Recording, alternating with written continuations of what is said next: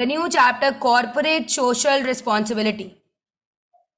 देखो इतने latest changes आते रहते हैं। अगर हम देखें कॉर्पोरेट सोशल रिस्पॉन्सिबिलिटी, जब हमने पढ़ा कंपनीज एक्ट में सेक्शन 135 था सीएसआर का, उसके बाद इतने चेंजेस आए। कंपनी ने एक सीएसआर की पॉलिसी बनाई, रूल्स 2014। ये रूल्स दोबारा अमेंड हो गए 2019 में, ऑल टुगेदर दोबारा से चेंज हो गए। तो देखो इतनी जल्दी कंपनी लॉ में चेंजेस आ जाते हैं कि रूल्स बनाए हुए अभी लेटेस्ट अब 2019 में इसको और अमेंड, ये देखो पहले ये 2017 में कंपनीज एक्ट की अमेंडमेंट आई तब ये चेंज हुए, उसके बाद ये 2019 में चेंज हुए। So this is the latest provision. आपको ये प्रोविजंस कहीं से भी मिलते हैं, even from your book itself. आप ये लेटेस्ट प्रोविजंस, ये नोट्स वाले लर्न करेंगे।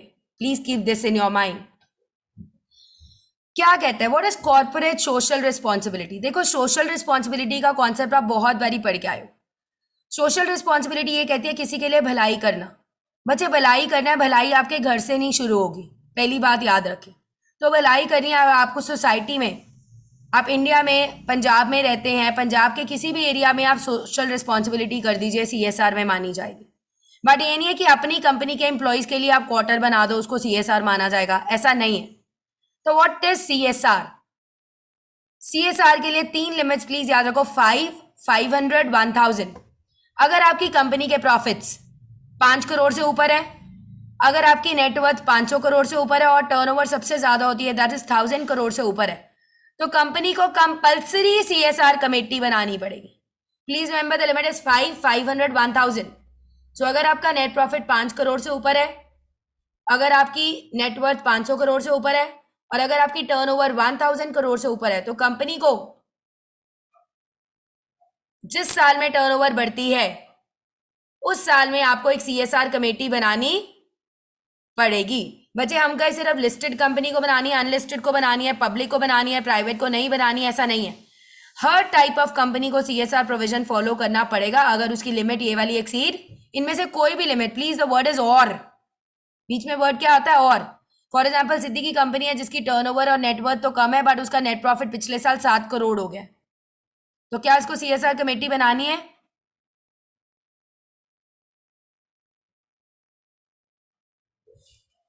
बोलो जी। No ma'am. बच्चे टर्नओवर और नेटवर्थ नीचे है बट उसका नेट प्रॉफिट बढ़ गया, 7 करोड़ हो गया पिछले साल में। नेट प्रॉफिट की लिमिट क्या है?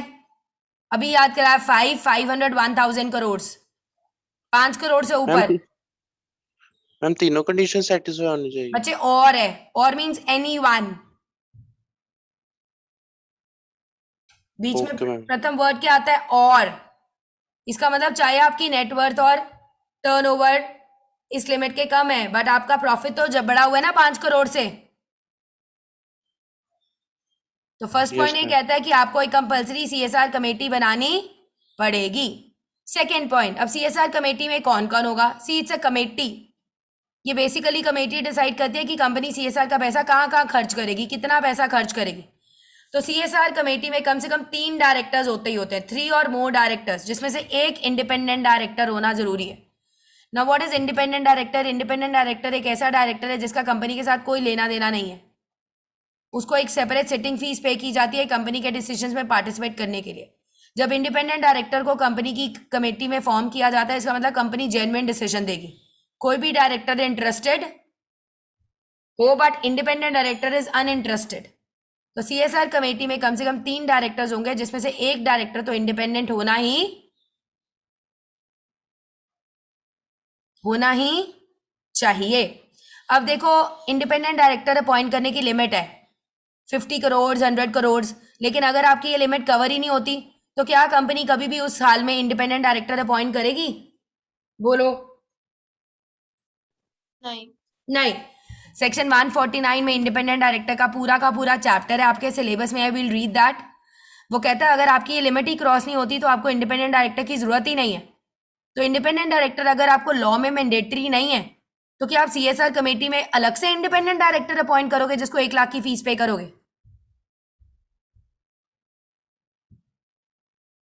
बोलो। लॉ कहता है नो। जहां पे आपकी ऑब्लिगेशन है वहां तो आपके सीएसआर कमेटी में इंडिपेंडेंट डायरेक्टर होगा, लेकिन जहां पे लॉ की ऑब्लिगेशन नहीं है, आपकी टर्नओवर पेड अप कैपिटल कम है, तो लॉ कहता है आप इंडिपेंडेंट डायरेक्टर मत अपॉइंट करो, चलेगा। तो सीएसआर कमेटी में उस टाइम पे कोई 2 डायरेक्टर्स भी चल सकते हैं। तो सीधी सी बात है, सीएसआर कमेटी जैसे प्राइवेट कंपनी है बच्चे, प्राइवेट कंपनी को कोई इंडिपेंडेंट डायरेक्टर नहीं चाहिए होता, तो प्राइवेट कंपनी की सीएसआर कमेटी में सिर्फ और सिर्फ कितने डायरेक्टर्स होंगे? 2। और जबकि कोई पब्लिक कंपनी है या जिसकी नेटवर्थ ऊपर है या जिसको इंडिपेंडेंट डायरेक्टर की रिक्वायरमेंट है, तो उसमें कम से कम 3 डायरेक्टर्स होंगे, जिसमें से एक independent. Very good independent director होगा। और अगर कोई फॉरेन कंपनी है, सी फॉरेन कंपनी आप डिफाइन करके आए हो 2 सबसेक्शन 42 के अंदर, अगर कोई फॉरेन कंपनी है तो सीएसआर कमेटी में उसमें भी 2 पर्सन होंगे बच्चे। एक डायरेक्टर ऐसा होगा, 1 person shall be that which has been specified under 380, मतलब इंडिया में उसकी लीगल एग्जिस्टेंस होनी चाहिए ऐसे डायरेक्टर की, तभी वो सीएसआर कमेटी का काम कर पाएगा, सेक्शन 380 कहता है। और दूसरा जो पर्सन होता है, it can be any person nominated by foreign company, उसी का यूके का रिप्रेजेंटेटिव हो सकता है, चलेगा, बट एक बंदा तो इंडिया का होना ही चाहिए सीएसआर कमेटी में। So we come to the conclusion, 3 में सम अप कर दिया। अगर तो लिस्टेड कंपनी है तो सीएसआर कमेटी में 3 डायरेक्टर्स चाहिए ही चाहिए, जिसमें से एक कौन होगा? Independent director. और अगर एक अनलिस्टेड कंपनी है, चाहे वो अनलिस्टेड पब्लिक हो या प्राइवेट हो, जिसको इंडिपेंडेंट डायरेक्टर की जरूरत ही नहीं है लॉ के अंदर, तो उसके 2 डायरेक्टर से ही काम चलेगा। फॉर एग्जाम्पल दिया भी हुआ है, प्राइवेट कंपनी है बच्चे, प्राइवेट कंपनी के डायरेक्टर्स ही मिनिमम कितने होने चाहिए? 2। तो क्या वो तीसरा एक और लेके आएगी? सोचो खुद। मिनिमम रिक्वायरमेंट फुलफिल हो रही है तो नहीं चाहिए। यस, सो मतलब प्राइवेट कंपनी में मिनिमम 2 डायरेक्टर्स के साथ भी सीएसआर कमेटी बन सकती है। और अगर फॉरेन कंपनी है बच्चे, तो फॉरेन कंपनी में भी 2 डायरेक्टर्स चलेंगे, बिकॉज उसमें भी इंडिपेंडेंट डायरेक्टर की जरूरत नहीं है जब तक वो इंडिया में लिस्टेड ना हो। तो सीएसआर कमेटी में सिर्फ 2 पर्सन होंगे, कम से कम एक 380 के अंदर इंडिया का रेजिडेंट होना चाहिए, जिसको आप सारा संपर्क कर सको इन केस ऑफ नीड। और जो दूसरा पर्सन है, it can be any person duly nominated by the foreign company, foreign country. Is the point very very clear? तो इसका मतलब सीएसआर प्रोविजन अप्लाई हर कंपनी को करता है, चाहे वो होल्डिंग हो, सब्सिडी हो, प्राइवेट हो, पब्लिक हो, फॉरेन कंपनी हो, जिसका ब्रांच इंडिया में हो, जिसका नेटवर्थ 500 करोड़ से ऊपर है, पेड अप टर्नओवर 1000 करोड़ से ऊपर है, और प्रॉफिट 5 करोड़ से ऊपर है। ये कोई भी एक लिमिट सेटिस्फाई होगी तो आपको सीएसआर कमेटी तो बनानी ही बढ़ेगी। Is the point clear?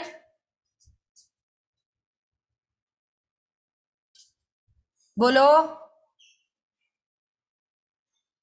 अब देखो, सिद्धि ने एक बारी सीएसआर कमेटी बना ली, इसका जो प्रॉफिट था 7 करोड़ था, लेकिन अगले 3 सालों में इसका प्रॉफिट कम होकर फिर 2 करोड़ रह गया, 3 करोड़ रह गया, 4 करोड़ रह गया। क्या 5 करोड़ से ऊपर हुआ?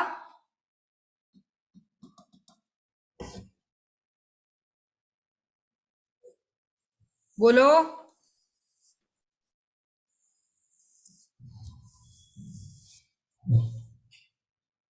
बोलो जी, क्या आपका प्रॉफिट 5 करोड़ से ऊपर हुआ? नो। तो जो ये सीएसआर कमेटी बनाई है वो सीज टू ऑपरेट हो जाएगी। Cease to operate why? Because अब आपके ऊपर सेक्शन 135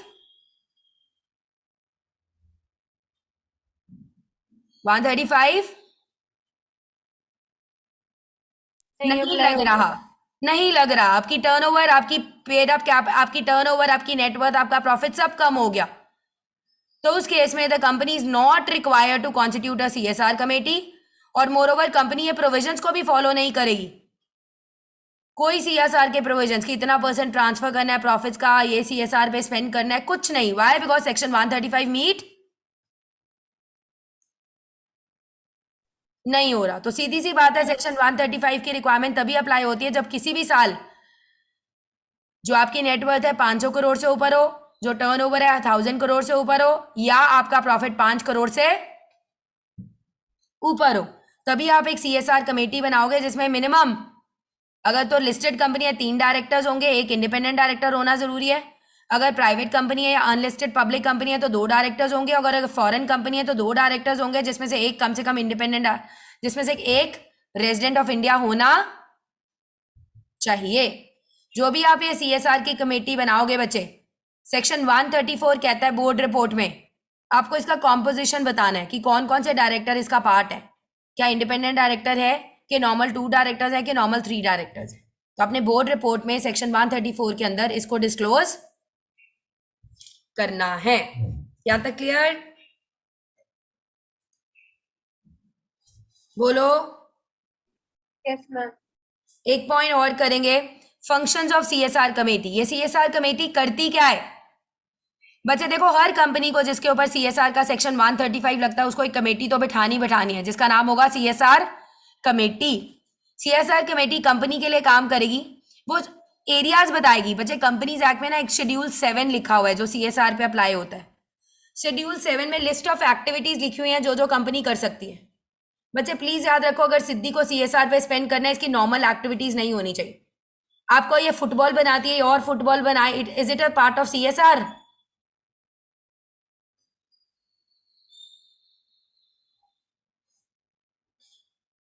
बोलो। नहीं, वो तो normal course of business. Normal course of business. Similarly इसने अपने एम्प्लॉयज के लिए क्वार्टर बना दिए, is it a part of CSR?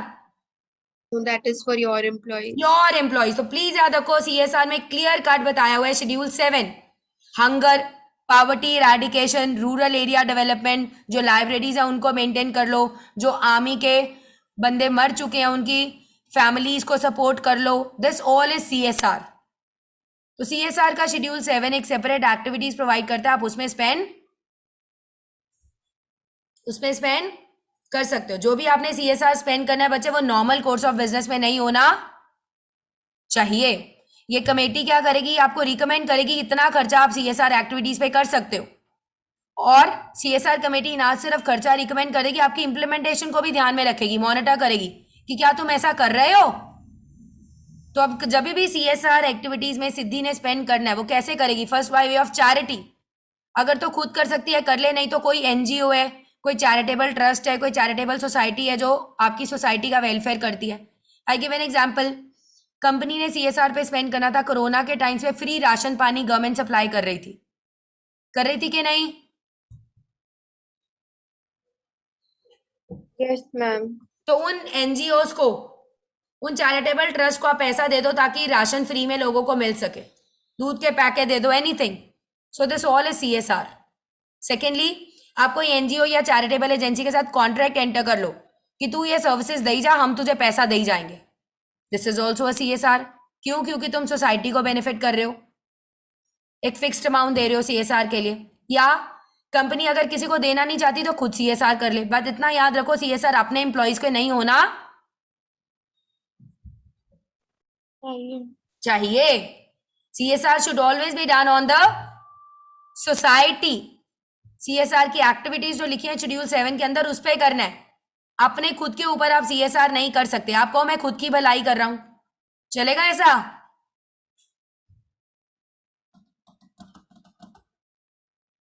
चलेगा मैम, ऐसा? ये 10 major changes in CSR amendment नहीं आपने दिया हुआ हमारे में? बेटा ये वाले 10 major changes in CSR amendment rules 2021 ये नहीं दिया हुआ? नहीं मैम, आपने सीधा हमें शेड्यूल 4 दिया हुआ है। क्या दिया है? Sorry, schedule 7। ये डेफिनेशंस नहीं दी हुई हैं आप में? ना, कुछ भी नहीं है मैम। प्लीज एक बारी नोट्स में दोबारा देख ले, कितने पेजेस का CSR है आपका?